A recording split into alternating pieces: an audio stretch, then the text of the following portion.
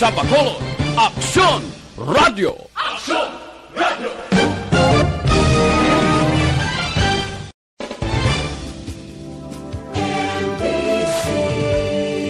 Manila Broadcasting Company. Sa balita, komentaryo, isyu, serbisyo publiko. Aksyon Radio! Sa Bacolod, Aksyon Radio! Aksyon Radio!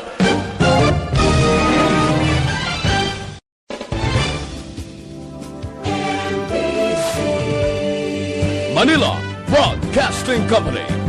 Sa balita, komentaryo, isyu, Balita Evening Edition. Magadulong sa inyo sang mga nagapanguna nga balita lokal, national, international, sports, kag entertainment. Aksyon! Balita Evening Edition. Kag karon ang inyo news team. Una sa balita, una sa aksyon.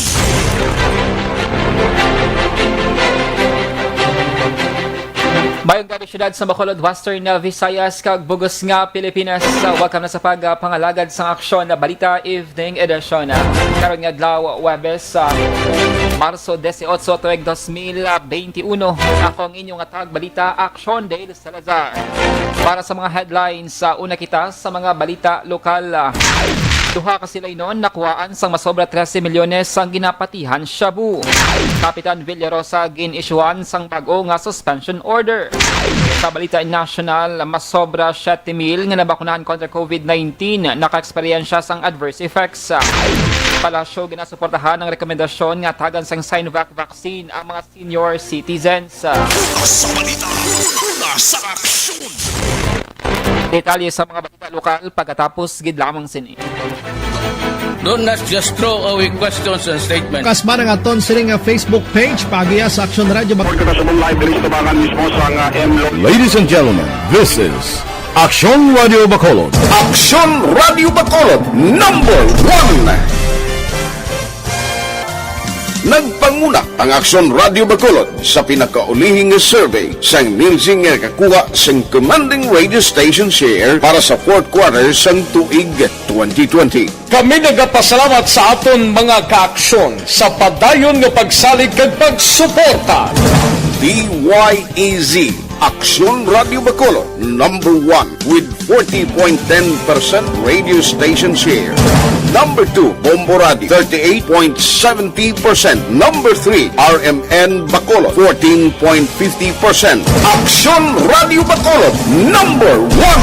During this crisis, the result of the survey proves that Aksyon Radio Bacolod serves the public best and will continue to give you the best broadcasting activities. Madamo nga salamat mga kaaksyon for making us #1.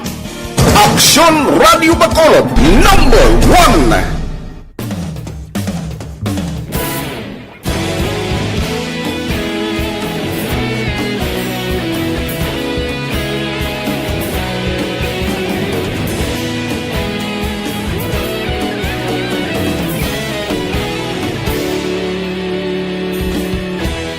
Agapasumbanwa, mabugaw nga hangin nagadapyan na. Ikaw nang ginapamatian namon ginasandigan. Tingog sang probinsya, kamatuuran ginapalap na. Minsay nga may dala, paglaom kag kasanan. Tinuig na nagligan, ikaw gihapon ang ako nga istasyon. Sa pagbudlak sang adlaw, sa pagduhaw sang biton. Mga balita nga dala inspirasyon. Aksyon Radio, Bacolod man sa gihapon. Padayon Aksyon Radio, Bacolod saludo sa imo. Padayon Aksyon Radio, salamat kisa pagserbisyo. Patas kag balanse, matuod ng mensahe, wala sang ginadang pilihan. Padayon Aksyon Radio.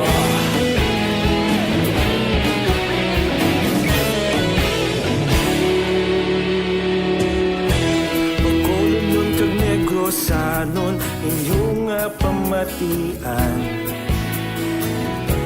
Istasyon nga nagapalaplag sang kamaturan. Mabakod nga prinsipyo, reporter handa sa serbisyo. Kahapon, karun kag sa gihapon, kita magapadayon. Tinuig na nagligan, ikaw gihapon ang ako nga estasyon. Sa pagbutlak sang adlaw, sa pagtuhaw sang bituon, mga balita nga may dala inspirasyon.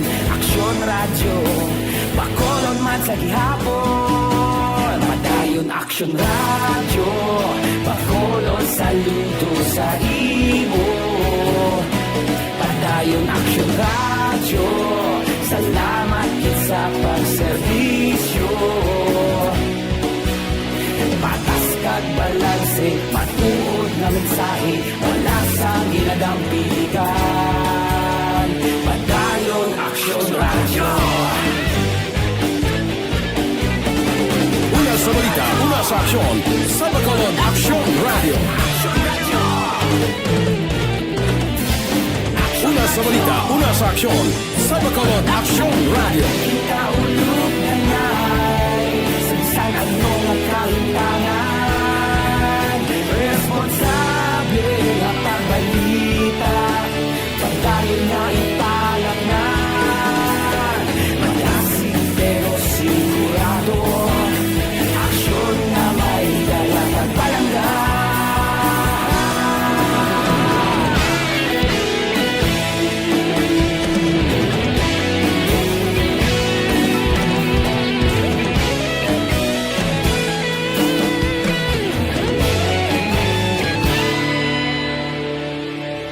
Padayon Aksyon radyo, Bacolod saludo sa imo. Padayon Aksyon radyo, salamat gid sa pagserbisyo. Padayon Aksyon radyo, Bacolod saludo sa imo. Padayon Aksyon radyo, salamat gid sa pagserbisyo.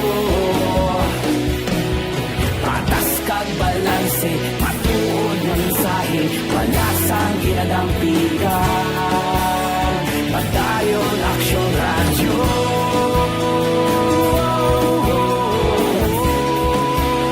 Padayon Aksyon radyo.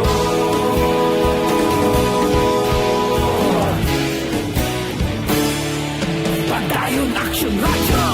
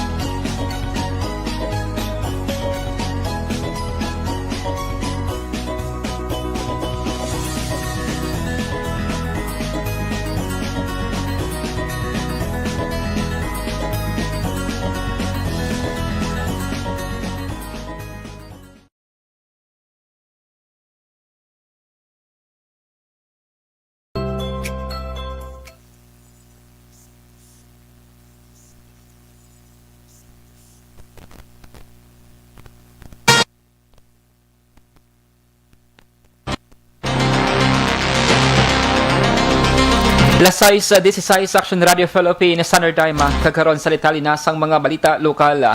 Kapin 13.8 milyones pesos nga baloros ang ginapatian illegal nga droga ang nakumpiska sa drug bypass operation sa may Sunny 7 Phase 3 Barangay Lagasan sa may syudad sang Bago Subong hapon Marso 18. Ang operasyon na ginbidigayon sang gintingog mapuwersa sang PNP Drug Enforcement Group kag Regional Drug Enforcement Unit upod man ang Bago PNP. Nadakpan ng duha ka mga lalaki ang ginkilalang Sunday Rodney Bidol 38 anyos kag Rafi Pradilla 28 anyos sa residente sang Dalang Bonifacio Barangay 2 sa Silay City. Suno kay Lieutenant Glenn Suliman ang team leader sang RDEU 6 ang natabuan sang operasyon ng isa sa pinakadako nga bagsakan sang droga para sa Bacolod ug Negros Occidental. Nakumpiskar sang operatiba ang 100,000 pesos nga bypass money kag kapin na 2 ka kilo sang suspected shabu, motorsiklo kag drug paraphernalia.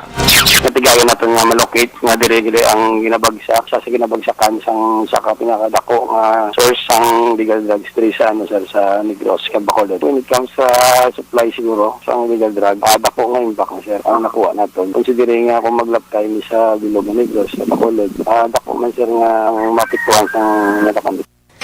Si Lieutenant Glenn Soliman ang team leader sang RDEU 6. Ginpanindugan ni Attorney John Max Ortiz ang legal counsel ni Baunong Barangay Noli Villarosa sang Barangay Tangog when the official nga mando gikan sa otoridad ang panibagong nga nagwa nga suspension order batok sa iya nga kliyente.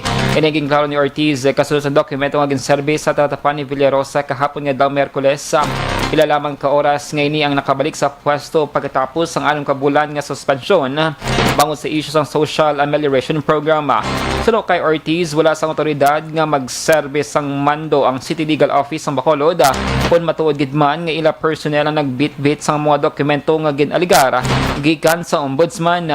Sunod kay Ortiz, kung may kamatuoran gidman ang 3 ka ni Villarosa, dapat ini ang mag-aagi sa tatapan sang DALG nga mong may otoridad sa pag-service sang mando. Dugang pa sang abogado nga sarang pa nga makasumeter sang motion for reconsideration ang punong barangay bilang kabahin na sang legal nga proseso. Siyang pungkol ginaserbihan naman siya sang another suspension naman 3 months. Pero ang nagserbihan ang city o ang city legal sa Bacolod. Sige ko nga kanamo sa maserve sila din. Siyempre, karon na siya that will be interpreted as politically motivated. Si Attorney Jomax Ortiz ang legal counsel ni Kapitan Villarosa. Sa iban nga balita lokal, plano sa gobyerno probensyal nga magpatuman sang travel moratorium sa mga travelers nga nagasulod sa Negros Occidental halin sa Manila kag Cebu. Ini bangod sa padayong pagsaka sang COVID-19 active cases sa probinsya. Sunod kay Governor Bong Lacson na makabulig man sa pagpaganhagan sang kaso ang executive order nga iya gini-issue nga naga-require sa mga incoming travelers sa sagwa sang Region 6 sa pagpresentar sang negative RT-PCR test results. Sunod kay Lacson, kalabanan sa nagdugang sa active cases sa mga local stranded individuals nga gikan sa Cebu ug Manila. Tubtob sang Marso 17, 2021, 193 ang active cases sa Negros Occidental. One of the possibilities again is really to ask for a moratorium of travel when we can see that we cannot control anymore the increase in number. Yes, that is again a possibility. Nabatian si Governor Bong Lacson.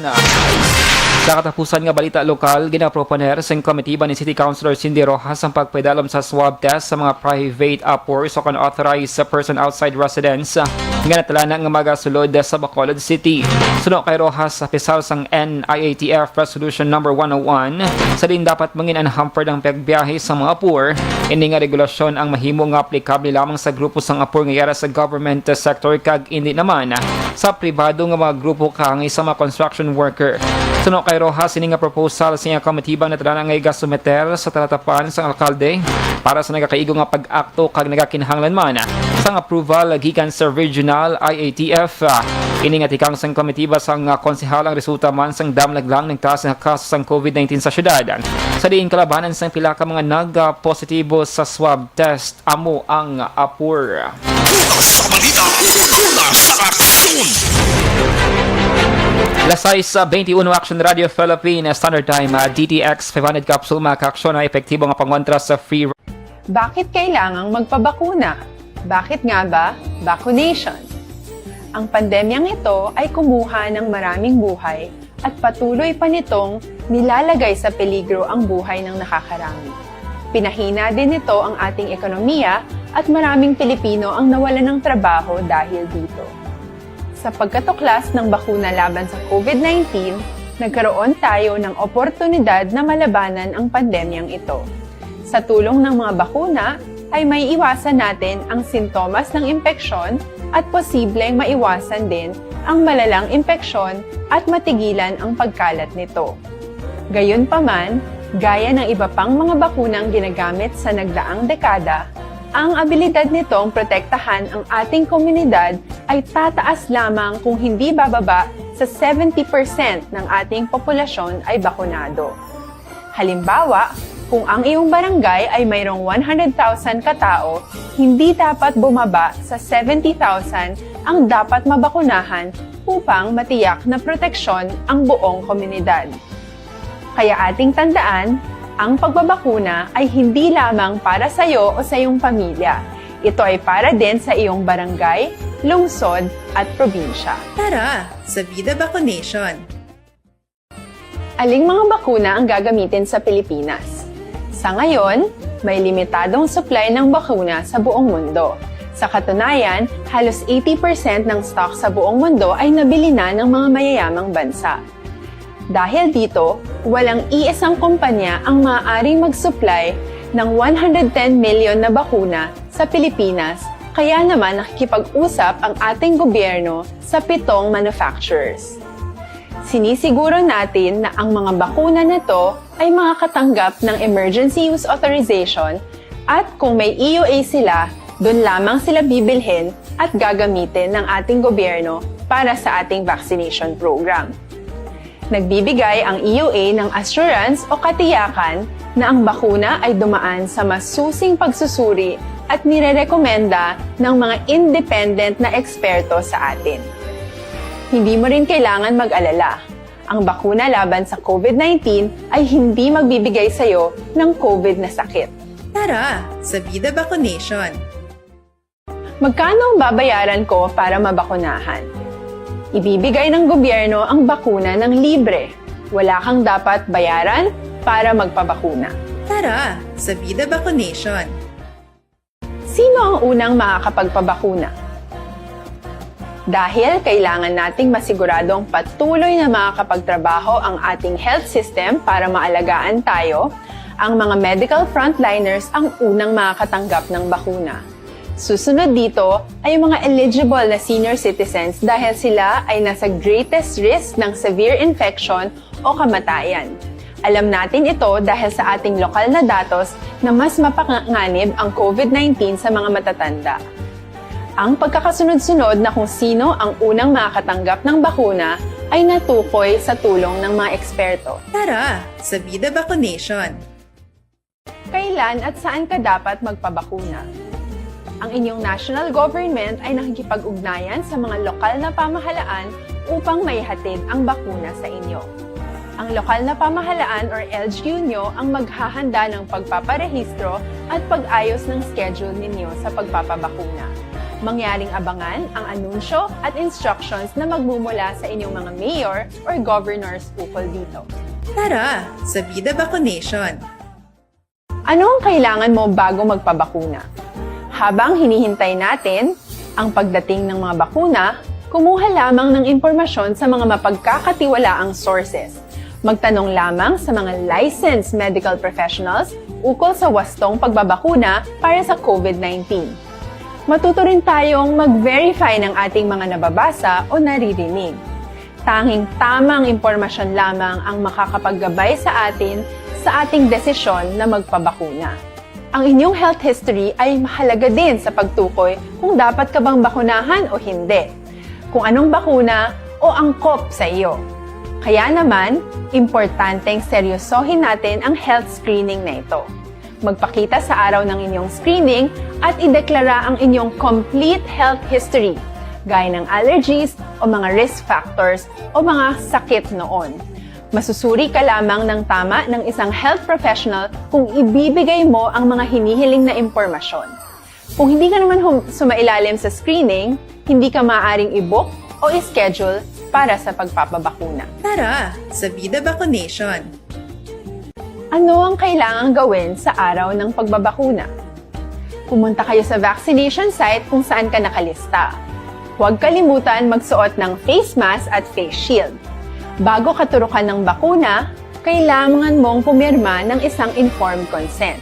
Sa pagpirma ng dokumentong ito, ay pinapatunayan mo na voluntaryo kang magpapabakuna at alam mo ang mga benepisyo at posibleng side effects nito. Huwag din kalimutan ang mga minimum public health standards habang nasa vaccination site. Katulad lamang nagpag-maintain ng 1 metrong layo sa iba at pagsasanitize ng inyong kamay habang naghihintay. Pagkatapos mong mabakunahan, ay makakatanggap ka ng isang vaccination card at malilista dito kung kailan ka nabakunahan at kung kailan ang iyong susunod na appointment.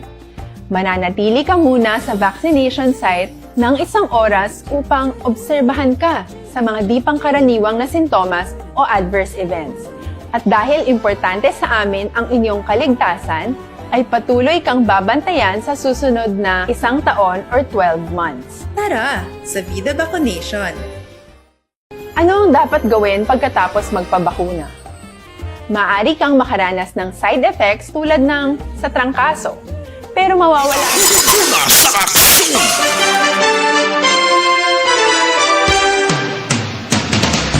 Lasay sa 28 Action Radio Philippines Standard Time ang kakaroon sa detalye na sang balita nasyonal. Nagasuporta ang Malacanang sa proposal ni Vaccine Czar Carlito Galvez Jr. ng usaron ng Sinovac vaccine para sa mga edad 60 anyos pasaka bisan ngayon ang nagapamatok sa rekomendasyon sang Food and Drug Administration. Sa press briefing, ginpahay ni Presidential Spokesman Harry Roque nga madamo na sang pungsod ang nag-ausal sang Sinovac para sa senior citizens. Kung madumduman naghatag ng FDA sa Emergency Use Authorization o EUA sa pag-usara sa mga bakuna para sa mga nag-edad 18-59 anyos. Suno kay Roque, kinahanglan lamang sang FDA sang dugang nga datos para maislan ang ilauna nga rekomendasyon. Again, reports ng FDA nga may 3.1% o kon 7,469 ka mga individual nga nabakunahan kontra COVID-19 ang naka-eksperyensya sang adverse reactions. Ini nga numerong kabahin sang 240,297 ka mga tawo nga una nabakunahan sang COVID-19 tubtob Marso 16. Suno kay FDA Chief Eric Domingo, 7,331 sang adverse event following immunization o kon AEFI ang non-serious samtang 138 naman ang serious. Ginpathal ni Domingo nga makabig nga serious AEFI kung napatay. May mga life-threatening situation kang isang anaphylaxis inpatient kag madugay nga ng hospital, persistent o kon significant disability, congenital anomaly o kon birth defect o kon medically important event. Kalabanan sini or masakit ang sakit sa injection site pag palangurog kabudayan sa paginhawak kakapoy kag sakit sa ulo. Ginaangot sa FDA ang 3,700 kay AEFI sa Sinovac vaccines, samtang 3,769 naman ang AstraZeneca vaccine. Sa balita, una sa aksyon! Lasay si Media Action Radio Philippines Standard Time. D3 Biomac Action ng D3 Biomera sang extra virgin coconut kag vitamin D3. Makabulig improve sang aton nga mental ability.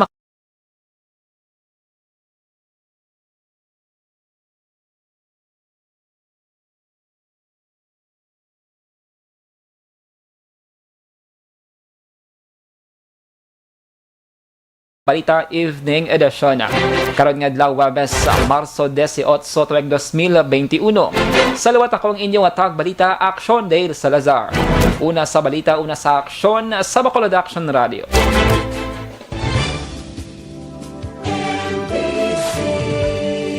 Manila Broadcasting Company. Sa balita, komentaryo, issue, serbisyo publiko. Aksyon Radio! Sa Bacolod, Aksyon Radio! Aksyon!